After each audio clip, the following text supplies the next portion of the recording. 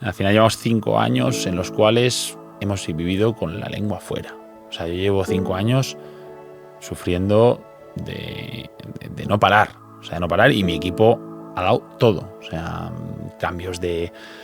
Estamos en el altillo en mi casa, pasamos a una nave, a otra oficina en Madrid, otra oficina en Madrid, crecemos.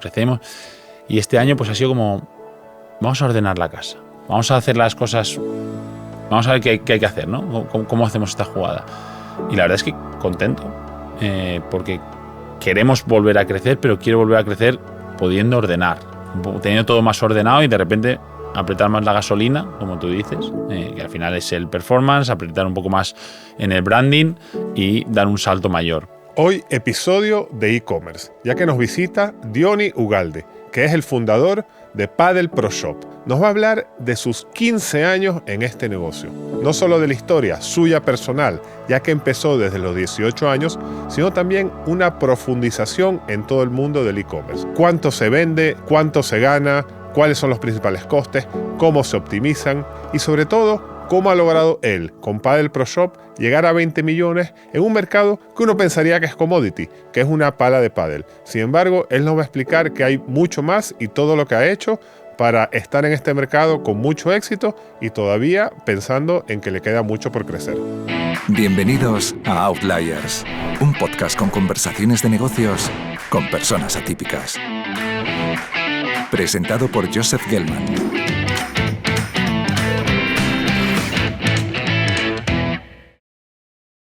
¿Qué tal, Diony? ¿Cómo estás? Un placer, encantado de estar aquí y con muchísimas ganas, la verdad.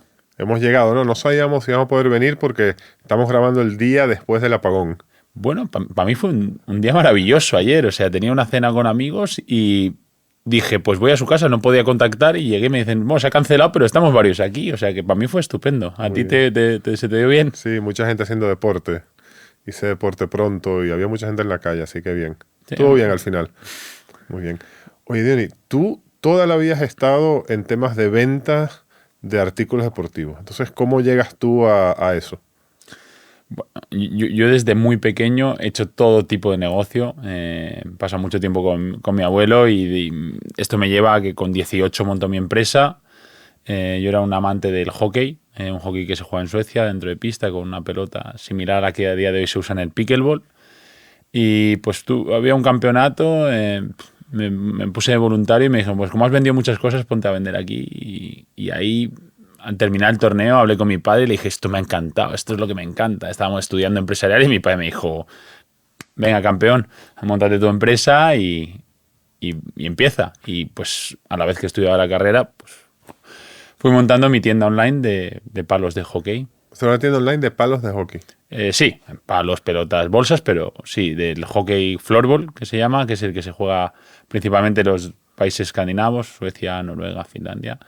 Y ahí fui aprendiendo cómo se montaba una web. ¿Y esto vendía? Porque esto era el nicho del nicho. Esto era el nicho del nicho y del niño que no sabe lo que es cómo se monta una web. O sea, esto era 2012 más o menos. Montar webs no era tan fácil. Yo googleé, busqué cómo se montaba una web, encontré PrestaShop por ahí y pues la realidad, pues vendía a mis amigos. Uh-huh. Me pasé una semana esperando a que llegase UPS de Suecia con el primer pedido y se vendía pues poquito, pero oye, me hacía ilusión y también creo que las cosas de la vida es hacer las cosas bien y ir probando y al final unas cosas salen y otras no. Y pues esto fue pivotando hasta lo que veremos hoy. Okay. ¿Pero esta primera etapa se quedó ahí o hubo un avance un poco mayor? Bueno, esta primera etapa, o sea, lo que es la tienda de hockey dura hasta hace un año, muy residualmente. Al principio, pues sí, vendimos más, pero ya poco a poco, de repente vendimos la tienda de balonmano, que se convirtió como en la piedra angular del negocio. Ah, porque hiciste después una de balonmano. Claro, como te digo, el hockey se juega dentro de pista corriendo y el calzado es el mismo que en balonmano. Entonces, pues de repente tenía una tienda que empezamos a vender algo de calzado, los proveedores eran parecidos y dije, pues monto una de balonmano, que del nichito pasamos al nicho, porque el balonmano es un pequeño nicho, ¿no? Y sí, con balonmano a día de hoy seguimos, somos una de las tiendas referentes en Europa, pero pues pasamos de algo que era como mi hobby total a montar ya una tienda online en la cual pues Poco a poco fuimos siendo más y fuimos creciendo, aprendiendo cómo se posiciona una cosa en Google, cómo mejorar los tiempos de carga o cómo hacer las cosas un poquito mejor para que, pues bueno, de aquel niño con 18 años, pues se fuese evolucionando a ser un equipo y una Muy empresilla. bien. Oye, ¿al pádel cómo llega? Pues al pádel llego en un momento muy complicado. Al pádel llego en una situación de que éramos en la empresa 4 o 5 empleados. Aquel entonces facturaríamos 800.000 euros. Hacemos una buena Navidad 2019. Nos cargamos de stock para reponer todo lo que habíamos vendido en Navidad y ¡pum! Pero en esa época era principalmente el balonmano y quedaba algo del hockey. Sí, pero el balonmano, por centrarnos, Perfecto. era tienda de balonmano, vendemos un montón en Navidad, hacemos un año bueno, creo que cerramos en eso, unos 800.000 euros, reponemos a tope para lo que queda de temporada, porque es un deporte de mucha seasonality, en verano se corta totalmente, y de repente, pues principios de marzo, ¡pum!, frenazo. Los almacenes, el altillo de mi cuarto y dos habitaciones en casa de mi padre llenos de zapatillas, balones, ropa. Y llega el COVID.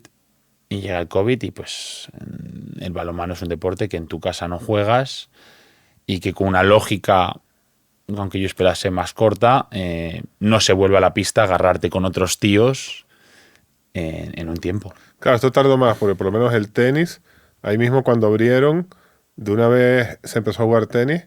De hecho, cuando estaba todavía el confinamiento, yo me acuerdo que los que éramos jugadores federados, podíamos argumentar que íbamos a entrenar, entonces se empezó a jugar muy rápido. Y en cierto momento surgían de estas cosas surrealistas del COVID que decían, no, tú tienes que jugar con 6 pelotas y marca Con los algunas números. para que tú toques otras, pero bueno, eso no prosperó. Lo que quiero decir es que estos deportes individuales de una vez salieron. Pero claro, el balonmano, mi hijo jugaba fútbol y yo me acuerdo que había que jugar con mascarilla. Y el balonmano encima, jugar con mascarilla y jugar en un espacio cerrado, tiene que haber sido muy poca adopción, ¿no? Fatal. Sí. Yo estaba jugando en aquella época en Alemania al balonmano. Y la realidad es eso, que no volvía y que el cash se moría, la empresa no ingresaba, o sea, nos pasamos 3 días con 0 pedidos. O sea, que entonces a lo mejor tendríamos 10, 15 pedidos al día, 3 días de 0, 1, 2, y ya era porque en las redes intentábamos motivar a la gente, oye, es que nos estamos haciendo trezas. Y bueno, yo en aquel entonces estaba jugando muchísimo al pádel, los trabajadores casi todos juegan al pádel y vi como una forma de salvarnos o de vamos a probar algo porque no ingresábamos. Okay. Y pasaban los días y no ingresábamos nada y pasaban, sobre todo, el momento más clave es cuando llega septiembre, ¿no? Porque como te digo, hay mucha seasonality. Sí. En verano más o menos podíamos entender, además los proveedores nos dieron facilidad de, oye, pues ya nos pagarás. En eso fueron bastantes de ellos bastante cómodos, pero cuando en septiembre no volvió el deporte, la vuelta al cole normal de, como dices, de tu hijo de fútbol y tal, Sí. no, ni se veía, claro, o sea, lo que tú dices, indoor, agarrándote. Claro. Oye, y aparte de esa situación de emergencia y de que jugabas al pádel, ¿hay algo más, no sé, de negocio que viste en el pádel que dijiste que es una oportunidad? ¿O fue un tema desesperado? Vamos a probar el pádel porque nos gusta el pádel. ¿O por qué el pádel? Bueno, como te digo, yo estaba jugando al pádel a tope, la gente de mi equipo, había varios que estaban jugando al pádel y una de las razones era hay que buscar algo que hacer y otra era es que comprar pádel online es un dolor de narices. En las tiendas en las que comprabas una paleta, comprabas una pala, Adidas, y te mandaban una pala de otra marca que decían que costaba mucho más. Pero esto sin consultar, o sea, de repente te llegaba a casa y llamabas o escribías un mail, te contestaban a los 5 días, una cosa que para mí ha sido siempre fundamental en la tienda, que se contesta en el día, o sea, todos los mails hay que contestarlos en el día. Pues te contestaban, no, mira, es que en vez de mandarte la Adidas que querías que vale 200, te hemos mandado esta que vale 400 y decías. Hombre, si te da igual, dices, joder, me han dado una pala de 400 en vez de la de 200, qué bien. Que les funcionó, seguramente muy bien. Pero Ya, o sea que ahí había, digamos que eso no estaba, lo que había no era óptimo y viste que había una oportunidad de hacerlo mejor. Ok. mira, yo te cuento ahí como una de las como big highlights que contábamos era tenemos stock real. O sea, yo cuando empecé la tienda de pádel decíamos tenemos stock real. Eso significaba decirle a la gente es que lo que vayas a pedir lo tenemos en stock. Porque era una práctica tan extendida en las tiendas de pádel. Lo de te vendo mi marca propia diciéndote que tengo la Adidas, pero como no me queda Adidas, te mando la de mi marca propia, que estaba muy extendido. Algo alucinante. En Google era divertido. Te metías en las reviews de Google y veías, me han estafado, son unos ladrones. No sé, hablaban de no sé cuántas denuncias. O sea, una cosa al consumidor. Ok. Ahora vamos a entrar más adelante en cómo lo haces tú. Pero para seguir con la historia. Claro, tú estabas tieso, ¿no? Me contaste, venías de 800.000 a la nada, con 4 empleados, me imagino ERTES, no sé qué, todo lo que pasaba en el COVID y después. Y ahora tienes que montar una tienda nueva. Entonces, ¿cómo se monta un nuevo negocio de pádel, una nueva tienda de pádel con esa limitación que tenías de dinero en ese momento? Pues mira, la realidad es, hubo dos formas un poco así económicas. Una fue hablar con los proveedores de pádel, los cuales ya tenían algunos de ellos una calidad crediticia nuestra de balonmano, porque éramos los de balonmano. O sea, al principio para las empresas de pádel éramos los de balonmano, pues que al final con lo que vendíamos pagábamos a proveedores 30-60 días y luego por otro lado pues tiramos de la financiación de mi padre, que nos puso, si no recuerdo mal, 80.000 euros para empezar la tienda de pádel. Y con eso y echándole mucha imaginación y motivando al equipo, sobre todo. Decir, oye, vamos a hacer esto, chicos, las cosas están mal, hay que ser realistas, las cosas estaban muy mal, no entraba el dinero, había que pagar, aunque con el ERTE pagabas menos, pero seguías pagando. Ok. Y una vez que montas la tienda online, ¿se empieza a vender o toma mucho tiempo? Pues mira, la decisión se toma en septiembre, más o menos, finales de septiembre, y ya digo, esto hay que hacerlo y el pádel es tal. Se lo cuento al equipo y en aproximadamente les di 2 meses y medio para montar la web, redes sociales, tener todo bien preparado, armar, que no es tan fácil recibir el producto. ¿No se hacía con Shopify en esa época? No, lo hacíamos era un aún poco con más PrestaShop. complejo. No, en la dificultad no era, estábamos igual. acostumbrados. O sea, eso es lo normal, 2 meses para montar un... Bueno, y entre que recibes el producto, Ok. preparas pues a lo mejor los 1000 productos que hay. Sí, más o menos fue lo que tardamos. Y me dices, ¿tardamos en vender? Pues aquí hay una anécdota antes de lanzar, pues de vez en cuando abríamos para ver cómo estaba yendo la web y una noche me dejé la web abierta. Y me acuerdo que estaba dando un paseo. Abierta significa que la gente puede entrar. Que podía entrar, pero que indexada en Google a lo mejor estaba de otra indexación de Google. ¿Quién iba a llegar a una web? O sea, no teníamos publicidad puesta en Google, no teníamos meta. La indexación, pues de una noche que me lo podría haber dejado otra, ¿no? Sí. Y de repente nos entra un pedido. Y yo digo, aquí algo hay. O sea, esto fue alucinante. O sea, sin nada me ha entrado un pedido inicial, 80 euros, unas pelotas. Y ahí me fue. Entonces, una semana después hicimos un Zoom en el cual invité a todo el mundo que se me podía ocurrir, pues todos los clientes de balonmano, todos los amigos de todos los padres que tuviésemos, todos los amigos de mis empleados, y montamos un Zoom, no me acuerdo exactamente, pero unas 300 personas se conectaban a Zoom. En aquella época se seguía utilizando. Y a partir de ahí sí, ahí ya cuando dimos el pistoletazo, pues empezaron a entrar ventas, pues muchas de amigos, de clientes de balonmano, y también les hablamos con el corazón. Somos una empresa y con buenos movimientos en redes sociales, que en aquel momento estaba caliente el tema, pues empezó rápido a funcionar y con eso generamos cash para seguir comprando y vender y comprar y vender con un poco de beneficio para poder pagar los sueldos mínimos. O sea, en ese momento hay que salvarse y nos salvamos con mucho curro y muchas ganas del equipo, la verdad. Ok. Ahora vamos a entrar en un poco en el negocio. Esto entiendo que escaló bastante, ¿no? Hasta facturas 20 millones ahora. El año pasado hemos hecho 16 millones y medio y ya con el Q1 terminado calculamos unos 22. Sí. ¿Y es principalmente en España o vendes en todos sitios? En todo el mundo. Vendemos en todo el mundo, sí. Pasamos de 0 millones, porque realmente ahora balonmano nos factura 1 millón, pero de 0 millones a 20 por hacer un redondeo en 5 años. Okay. Vendiendo en todo el mundo. O sea que esto ha escalado. Bueno, oye, vamos a aprovechar, yo lo que quería aprovechar, que te comenté cuando hablamos antes, es para hacer un deep dive en este negocio del e-commerce, ¿no? Y del retail en e-commerce, si te parece. Entonces tengo aquí un montón de preguntas que te voy a ir lanzando. O sea, la primera, yo leí un artículo hace como 1 año y piquito que decía que Amazon Retail no gana dinero en Europa. de hecho, que el negocio de Amazon está apalancado en el negocio de Amazon Web Service o en el negocio de advertising en el retail, pero que lo que es en vender un producto no ganan dinero. Entonces hay este mito de que es muy difícil ganar dinero con e-commerce, que los venture capital no quieren invertir ya en e-commerce, etcétera, etcétera. Entonces, dinos tú la realidad, o sea, ¿cómo es un P&L más o menos tuyo, que es un negocio ya relevante de e-commerce, para nosotros entender por qué dicen que no se gana dinero, dónde están las inversiones, etcétera, etcétera?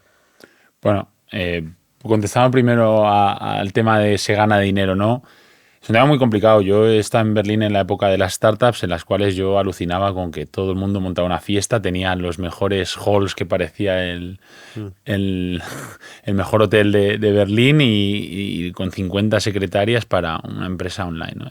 Entonces yo a lo mejor soy un poco cabeza dura, yo vengo de un pueblo del Escorial y creo que los negocios hay que hacerlos para ganar dinero.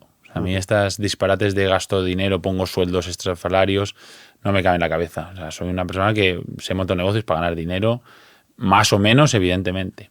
Y me preguntabas por el P&L. Mira, un P&L como el nuestro, más o menos, tenemos los ingresos y luego vienen los gastos. El primer gasto, el más importante, es el gasto de producto, que aproximadamente, en un mercado como el nuestro, está entre el 55 y el 60%. Más tendiendo al 60, pero cuando vayas escalando se puede bajar un poco y podemos verlo un poco, que es como porque es el gasto más grande. Y luego hay otros gastos que sería el transporte, que aproximadamente se nos va el 15%. Nosotros enviamos 24 horas a todo el mundo, 24, 48 si no llega el avión, y eso es un gasto muy importante. Y luego tenemos un 10% de gasto en marketing, al final para conseguir clientes nuevos, desarrollo de patrocinios. Y nos queda por ahí otro 5% en empleados, un 10% que se nos va aproximadamente en gastos variados. Entonces, con todo esto, como te digo, el margen puede estar entre un 5 y un 10 en la situación que estamos nosotros. Como todo, hay que tocar palancas para mejorar, pero es cierto que si te desvías un poco te puedes ir a pérdidas con facilidad. Entonces, es algo que yo llevo un año trabajando de ver dónde se nos van los gastos y optimizando, porque cuando escalas tan rápido, estás tan fijado en crecer, que a veces que decir, espera, vamos a ver en qué nos lo gastamos. Es interesante. Vamos a entrar en algunos de estas áreas, ¿no? Entonces, si tú quisieras optimizar, entonces empezando Quiero. ¿Quieres, no? Bueno, pues me comentaste cuando hablamos que tu visión es pasar al 20% de EBITDA, ¿no? Entonces, vamos a empezar por ese 55-60% del coste del artículo. ¿Ahí se puede hacer algo o es lo que es? Bueno, el 20% es un idílico que me gustaría llegar a unos años. Creo que nos va a llevar un tiempo. Sí. Ese 60%, 55, 60, nosotros creo que ahora estamos en un 58. Lo estuve mirando porque sabía que me ibas y aprieta, que me gusta también, ¿no?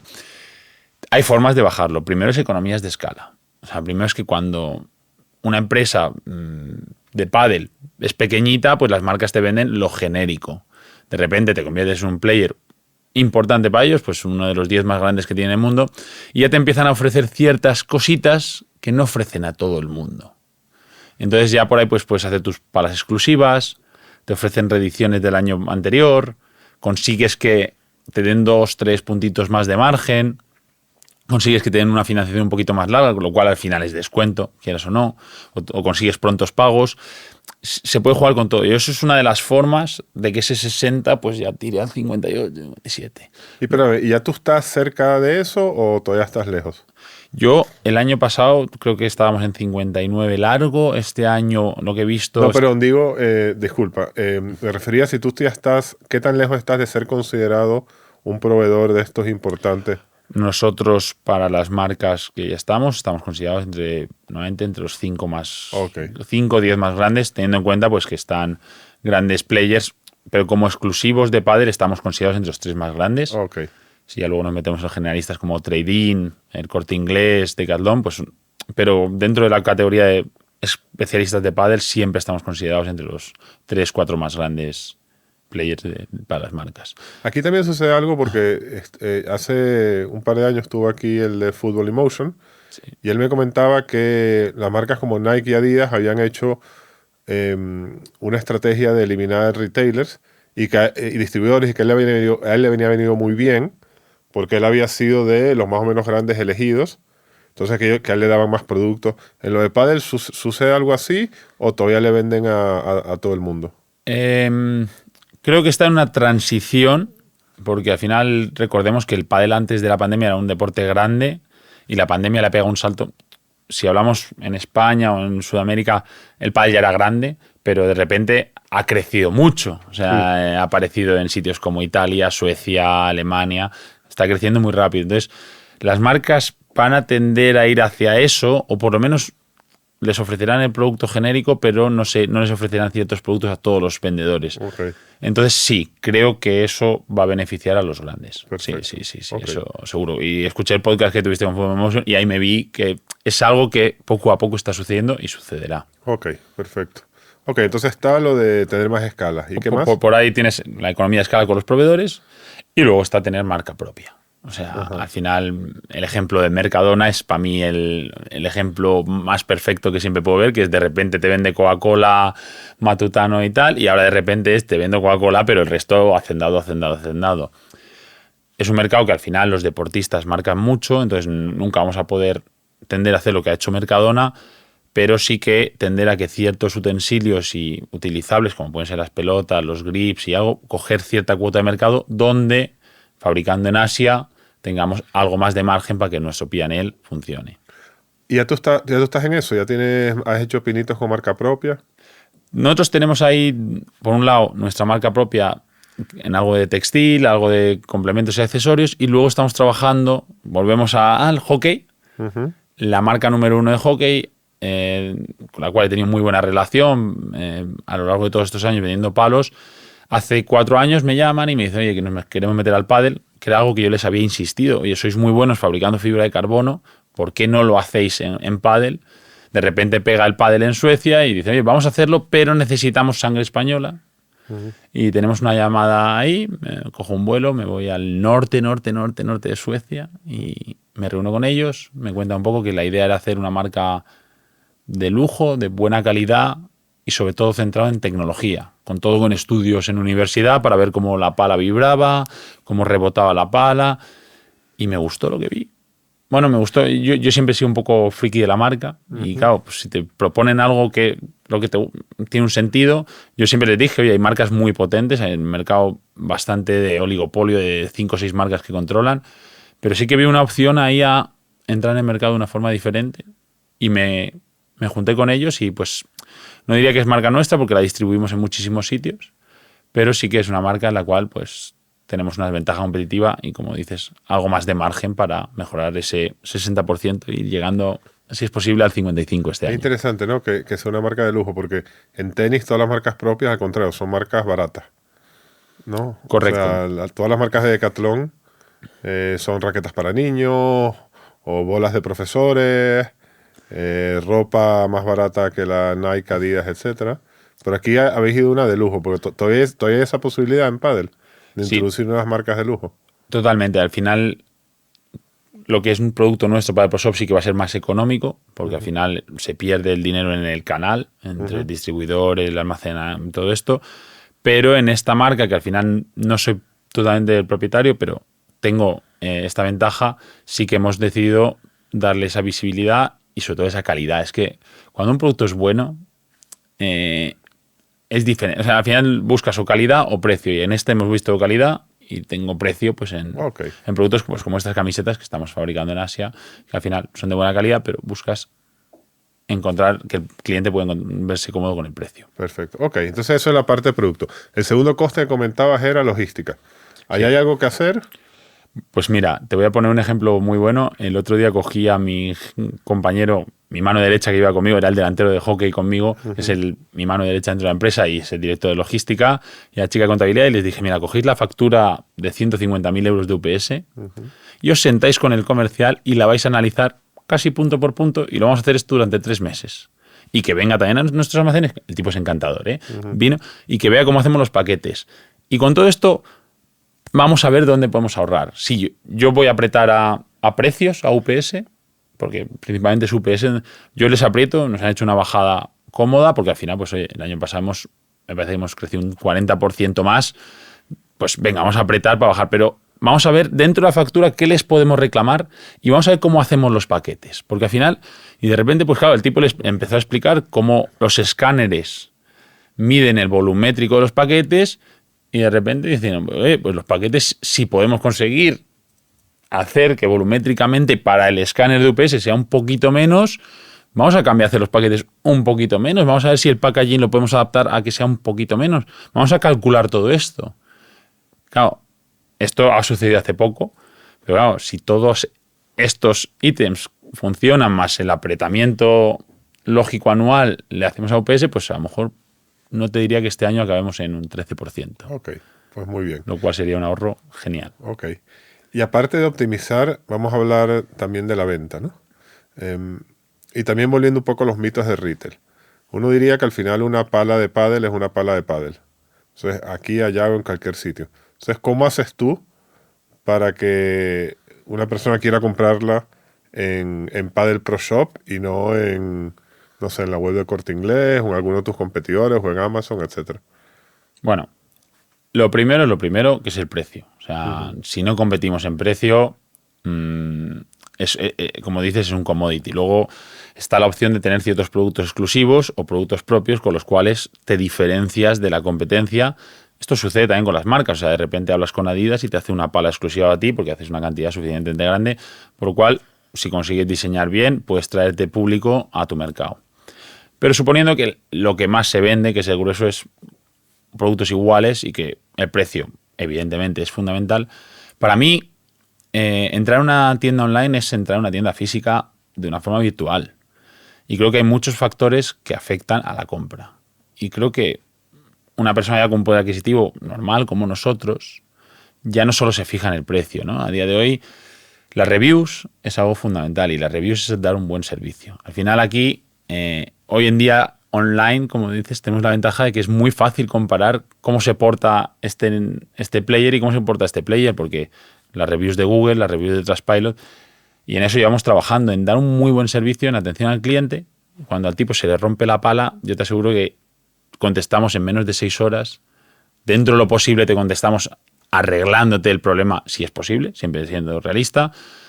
Tener un teléfono, un email de contacto, todo eso hace que las reviews ya funcionen. Entonces, claro, es una de las primeras cosas que vas a mirar, ¿no? Cuando te vas a gastar 300 euros en una pala, pues, sobre todo si estás, pues, pongamos un tipo en el Congo, que de repente han abierto en el resort de al lado de su casa y no tiene ni idea de qué es Padel Pro Shop, ni el Corte Inglés, ni tal, se mete y busca y ve, pues de repente ve 4,9 en Google, 1.500 reseñas. Ostras, estos tíos deben ser serios. Hay una parte de dar un buen servicio, y lo cual te genera reseñas. Eso es. Y eso genera crecimiento orgánico. Dar un buen servicio de envío, de postventa y tener unas buenas reseñas hace que vendas. Eso por un lado.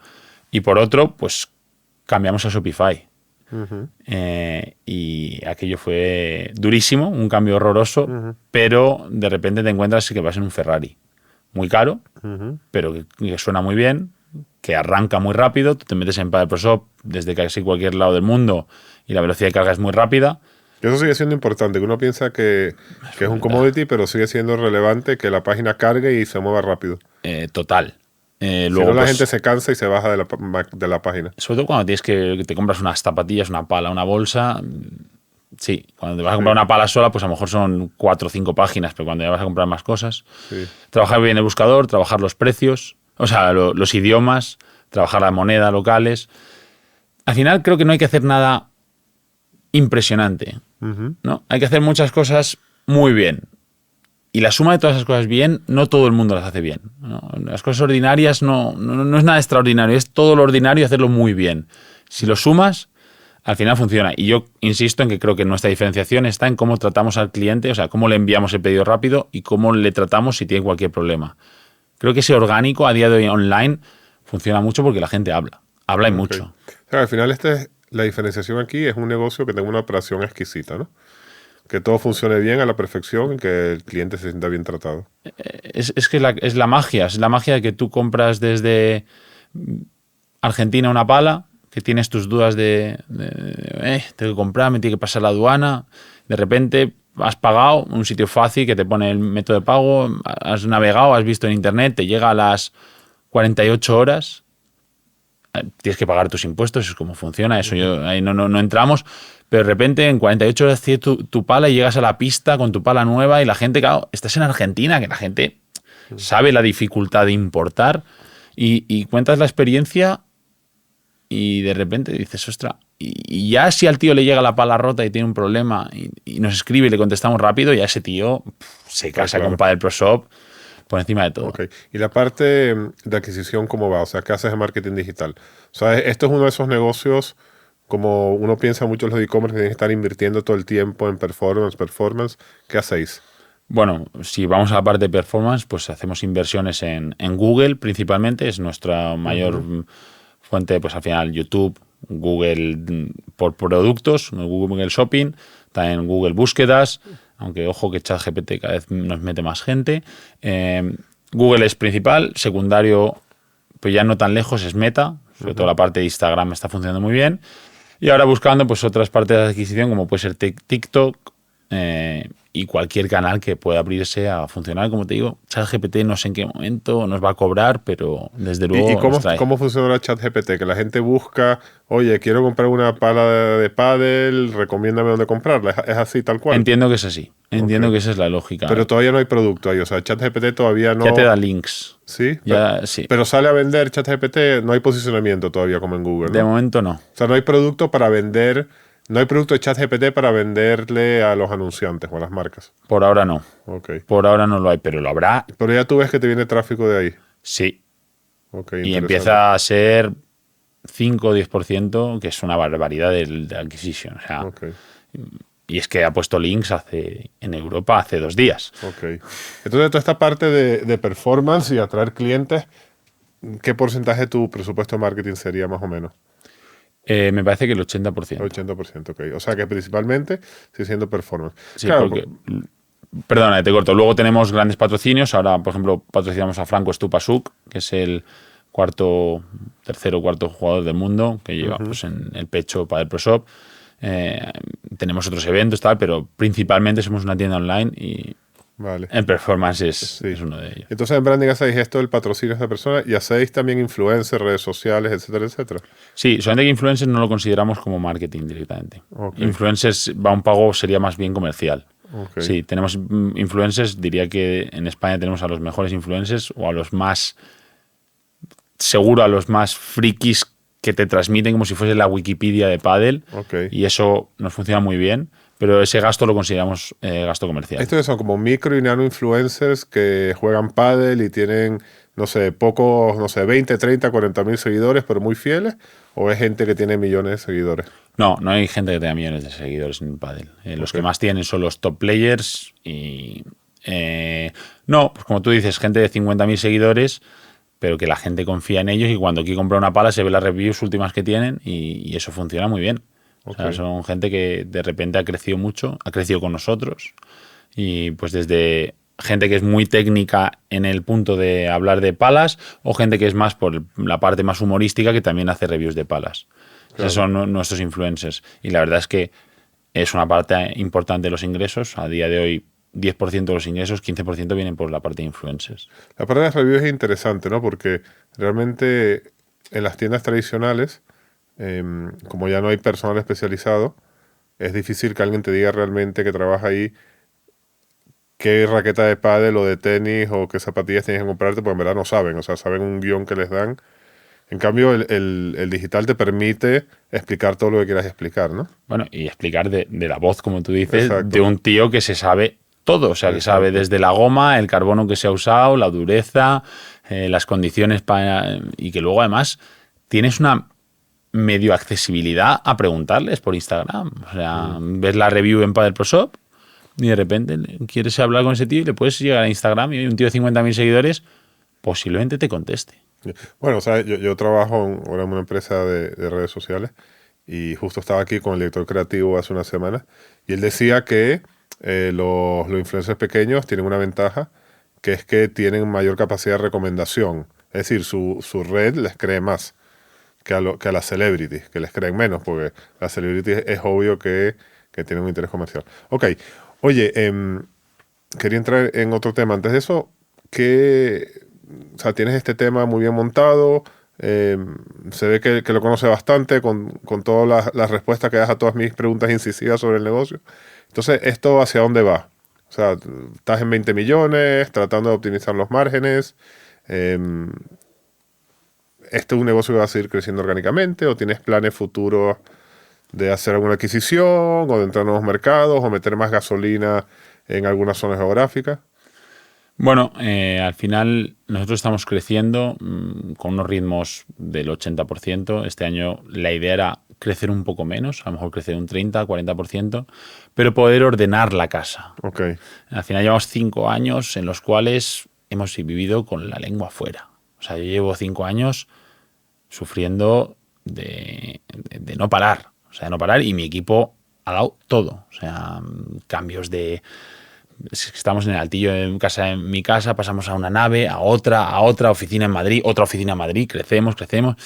Y este año pues ha sido como, vamos a ordenar la casa, vamos a hacer las cosas, vamos a ver qué hay que hacer, ¿no? ¿Cómo hacemos esta jugada?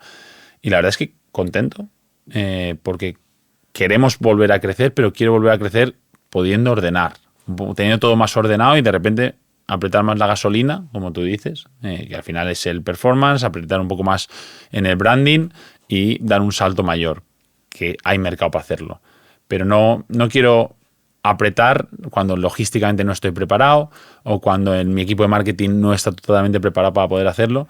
Prefiero, vamos a colocar todo un año siguiendo creciendo al 30, 40%, que si estuviese aquí Amancio Ortega me diría, es que eres un bárbaro, ¿no?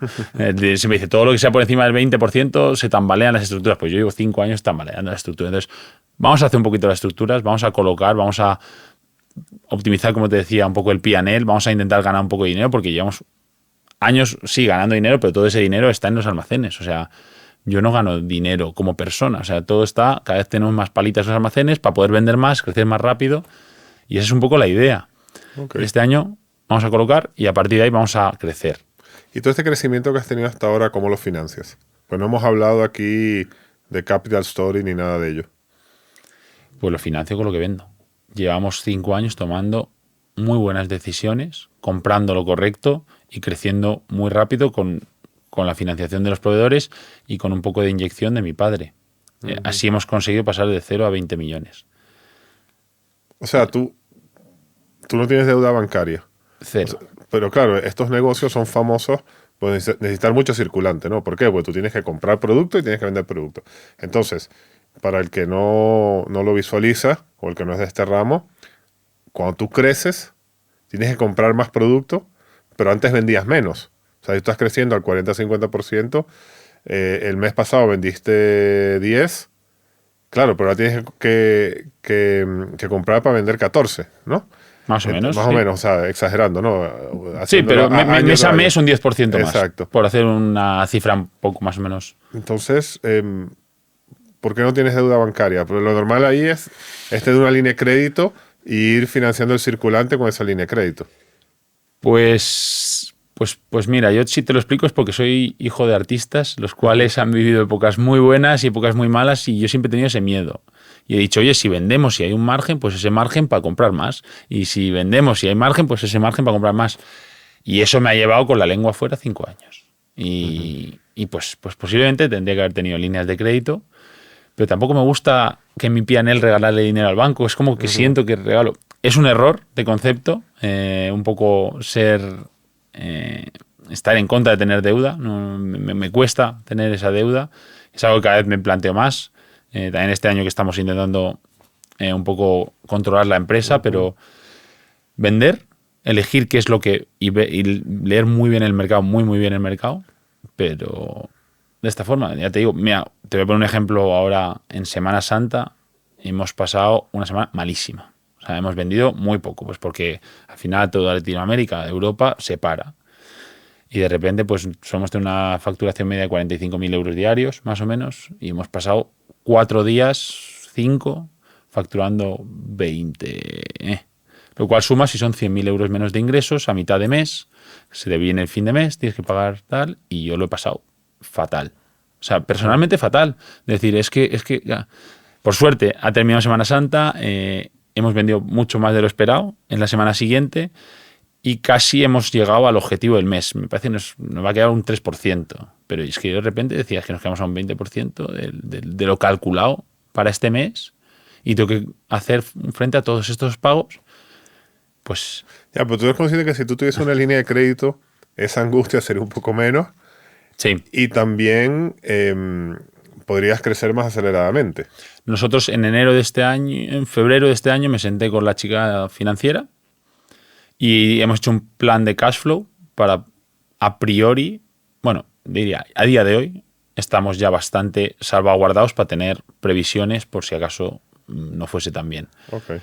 Pero dormiría bastante mejor con unas líneas de crédito. Entonces, Ok. es algo que siempre digo, sí, lo voy a hacer, pero a la vez digo, ahora regalarle al banco, no sé, pedir 300.000 euros al 4%, pues 12.000 euros, pues prefiero Vale. no Tú regalar. necesitas un CFO. Vamos a poner aquí el anuncio para CFO jóvenes o viejos que ya estén cansados del mundo corporativo y quieren entrar a una scale-up interesante, que te llamen.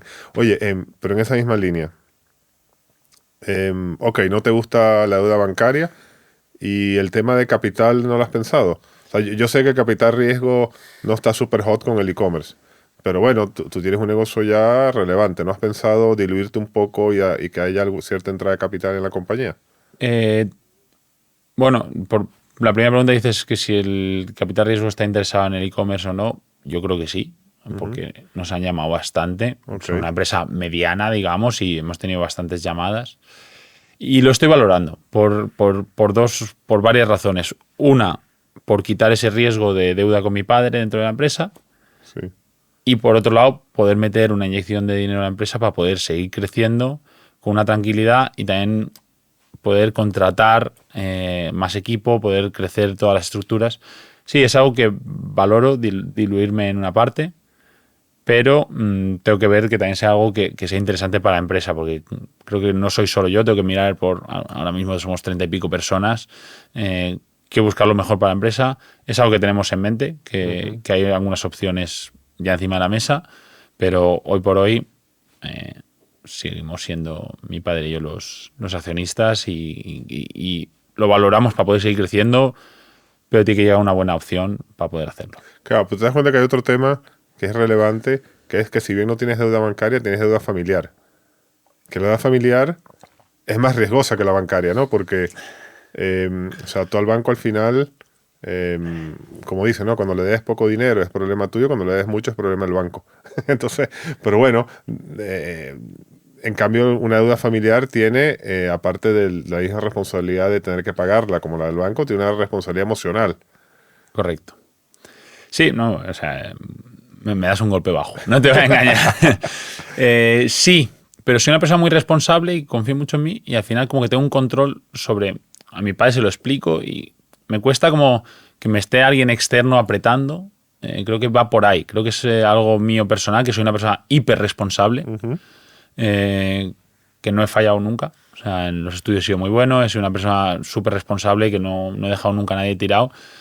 Y como que digo, oye, pues si lo puedo hacer con mi padre, pues...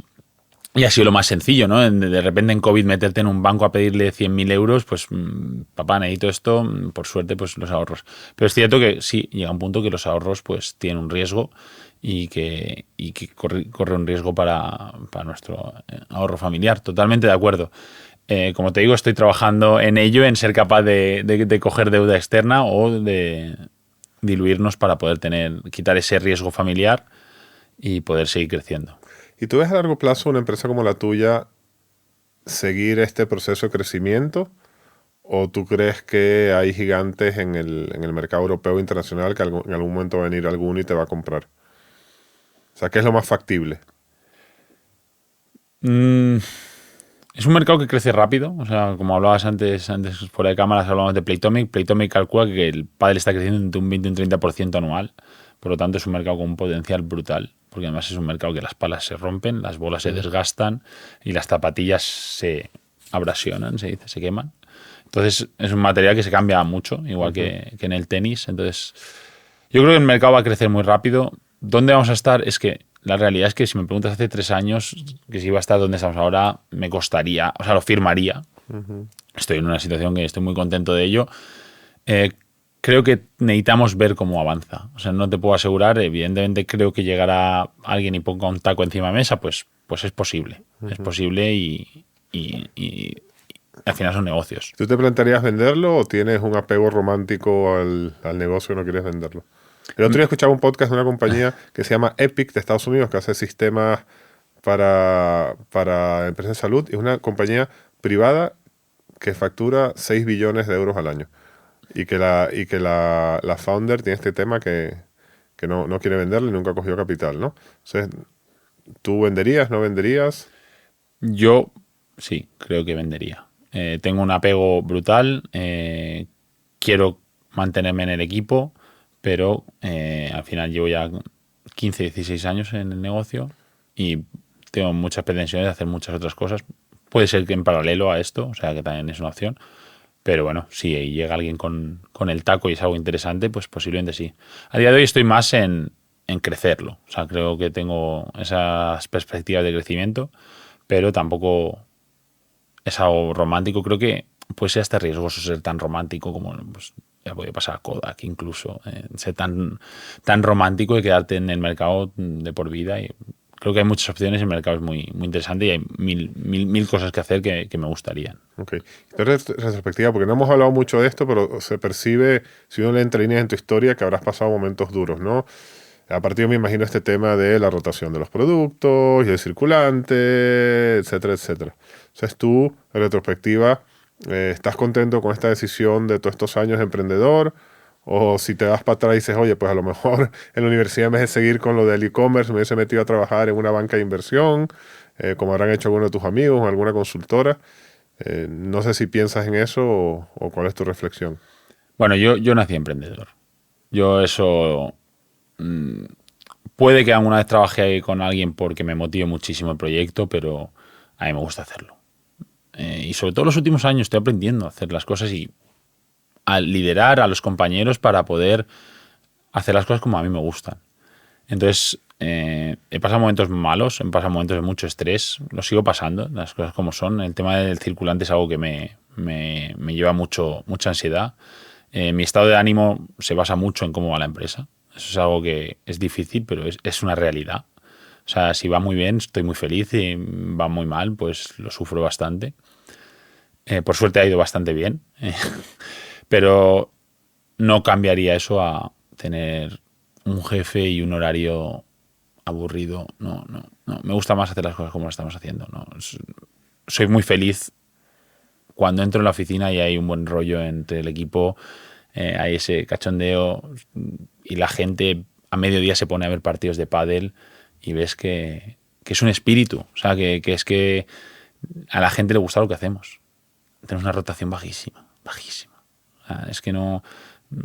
Hay que casarse con la gente correcta y trabajar con ellos porque hay que desarrollar a la gente de la empresa. Es una familia, porque tampoco me parece que la familia es algo que está por encima, pero sí como un equipo de amigos que trabajamos conjuntamente para que esto funcione. Muy bien, pues estaremos pendientes. Oye, Diony, mil gracias por venir al podcast. Mil gracias a ti. Y oye, para terminar, si nos encontramos dentro de 10 años, ¿qué tendría que haber pasado o qué me tendrías que contar tú para tú considerar que has tenido éxito? Es una pregunta difícil, porque cambia tan rápido todo. Mira, yo creo que hay 4 pilares para decir que has tenido éxito. Los 2 pilares clásicos, ¿vale? Que son los económicos, que serían los ingresos y el beneficio, ¿vale? Creo que eso a veces suena mal hablar de dinero, pero oye, haber crecido en ingresos y haber conseguido tener un beneficio entre el 10 y el 15%, si es más, mejor, ¿no? Y luego los 2 pilares que para mí son fundamentales, diría, bueno, primero hablaría en primera persona de mí, ser capaz de disfrutarlo.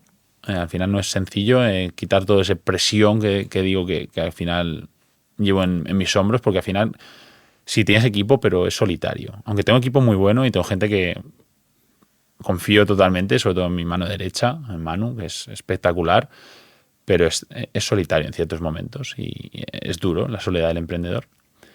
Y luego lo que para mí es más importante es el equipo.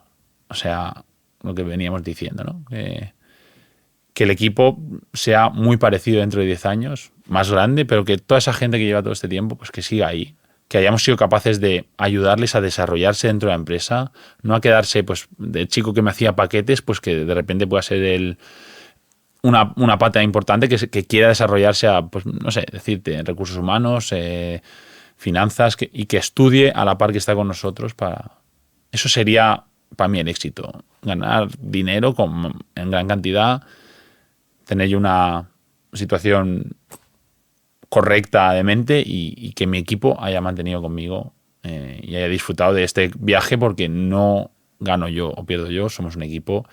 Y la verdad es que estoy muy contento de la gran mayoría del equipo, del trabajo que hace día a día y de los que llevan conmigo hasta 10 años. Eso sería estupendo.